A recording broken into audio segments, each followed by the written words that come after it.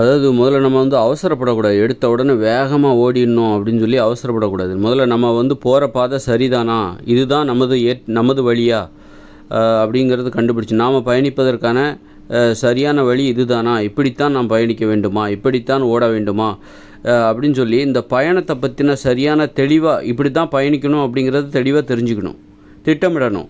இதுதான் நமது வழி என்பதை தெளிவாக தெரிந்து கொள்ள வேண்டும். அதன் பிறகு தான் நீங்கள் ஓட ஆரம்பிக்கணும். சந்தேகத்துக்கு இடமில்லாமல் இதுதான் சரியான வழி என்பதை தெரிந்து கொள்ள வேண்டும்.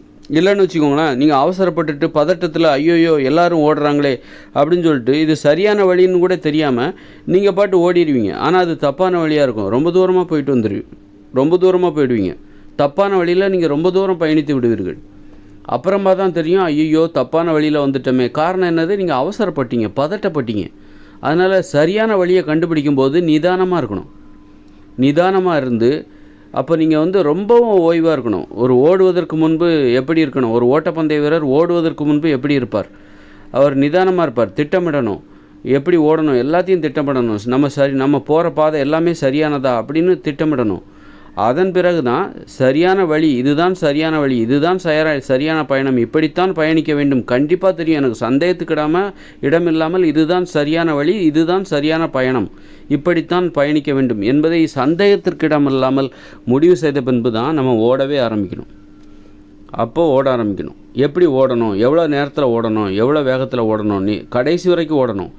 சும்மா வேகமாக ஓடிட்டு இடையில நின்றக்கூடாது. அதனால் வேகமாக ஓடுறது முக்கியம் இல்லை, கடைசி வரைக்கும் ஓடுறது ரொம்ப முக்கியம்.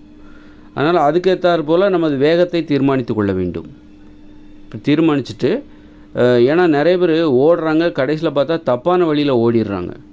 ஐயோ ரொம்ப தூரம் வந்துட்டேனே, தப்பான வழியில் ரொம்ப தூரம் வந்துட்டேன், என் உழைப்பெல்லாம் வீணாக போச்சே.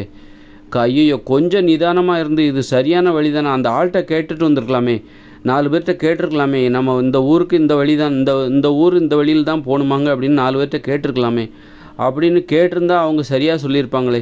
இப்போ திரும்பவும் நான் பின்னோக்கி போகணுமே, பின்னோக்கி போய் இப்படி அதை ஒழுங்காக கேட்டிருந்தா எனக்கு 1 வருஷம் 2 வருஷம் வீணாக போயிருக்காதே அப்படின்லாம் இருக்காங்க. அதனால் முறையாக நம்ம என்றைக்குமே தெரிஞ்சுக்கணும், நாம் போகிற பாதை இதுதானா, நமது வழி இதுதானா, அந்த வழியில் போனால் நம்ம சந்தோஷமாக இருப்போமா, சந்தோஷமாக பயணிப்போமா, குழப்பங்கள் எதுவும் இல்லாமல் சந்தோஷமாக பயணிப்போமா, இந்த வழியில் போனால் நமக்கு வெற்றி கிடைக்குமா, இந்த வழியில் போனால் நம்ம வெற்றியை பெறுவோமா, புகழை பெறுவோமா, அல்லது பணத்தை சம்பாதிப்போம், சந்தோஷமாக இருப்போமா, கடைசி வரைக்கும் போகணும். இப்போ பார்த்தீங்கன்னா 60 வயசில் ரிட்டையர்ட் ஆகிடுறாங்க, அப்புறம் எந்த வேலைக்குமே போக மாட்டேங்கிறாங்க. காரணம் என்னென்னா அவங்க தப்பான வழியை தேர்ந்தெடுத்துருக்காங்க. நீங்கள் சரியான ஒரு வழியை தேர்ந்தெடுத்து விட்டீர்கள் என்றால் உங்கள் வாழ்நாள் முழுவதும் நீங்கள் ஒரு வேலையை செஞ்சுக்கிட்டே இருப்பீங்க. ஏன் தப்பான வழியில் போனதுனால தான் அவங்களால போக முடியல. அதனால தான் 60 வயசில் அவங்க ரிட்டையர்மெண்ட்டுன்னு சொல்லி வீட்டில் ஓய்வு எடுத்து டிவி பார்க்குறது இப்படி பொழுத கழிக்கிறாங்க. காரணம் தப்பான வழியில், இதுக்கு மேலே தப்பான வழியில் போக முடியாது. அப்போ நீங்கள் சரியான வழிங்கிறது என்னென்னா உங்களை அந்த மாதிரிலாம் ஓய்வெடுக்க விடாது. கடைசி வரைக்கும் நீங்கள் ஓடிக்கிட்டே இருப்பீங்க. கடைசி வரைக்கும், அதாவது நீங்கள் வாழ்நாள் முழுவதும் உயிரோடு இருக்கிற வரைக்கும் நீங்கள் ஓடிக்கிட்டே இருக்கணுங்கிற அந்த ஆசை உங்களுக்கு இருந்துக்கிட்டே இருக்கும். தப்பான வழியில் போயிட்டீங்கன்னா உங்களுக்கு பயம் வந்துடும். அடடா நம்ம தப்பான வழியில் போயிட்டோம், உங்களால் போகவே முடியாது, ஒரே குழப்பமாக இருக்கும். எங்கே போகிறோம், எது வந்துட்டோம், இப்போ பின்னாடியும் போக முடியாது, முன்னாடி போய் தான். அப்புறம் என்ன பண்ணணும், ஒரு கட்டத்தில் நான் இதுக்கு மேலே என்னால் ஓட முடியாது, வயசாகிடுச்சு அப்படியே முதுமையை காரணம் காட்டி முதுமை மேலே பழியை போட்டுட்டு நீங்கள் பேசாமல் ஓய்வாக இருந்துருவீங்க.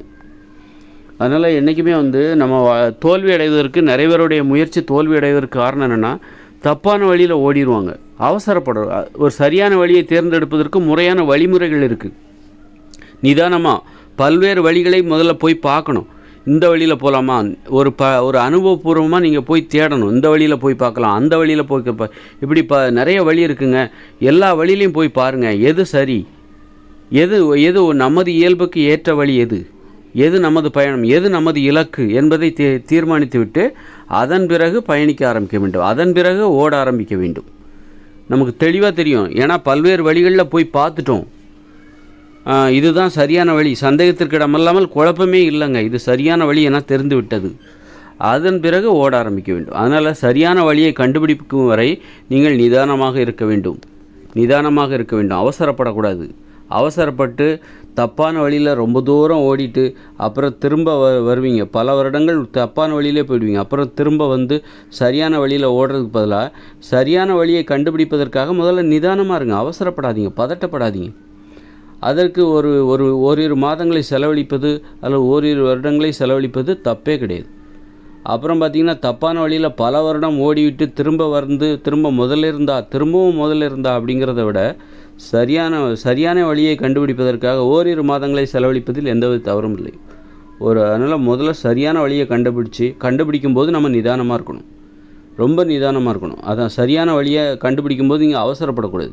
சரியான வழியை கண்டுபிடிக்கும் போது நிதானமாக இருக்கணும். அதன் பிறகு தான் இதுதான் சரியான வழி என தெளிவாக, எந்தவித சந்தேகமும் இல்லை, இதுதான் தெளிவான வழி. அதன் பிறகு நீங்கள் ஓட ஆரம்பிக்கணும். அப்படின்னா உங்களுக்கு நிறைய வருடங்கள் மிச்சமாகும். காலங்கள் வீணாகி விடாது. உங்கள் உழைப்பு வீணாக போகாது என்பது மட்டும் நிச்சயம்.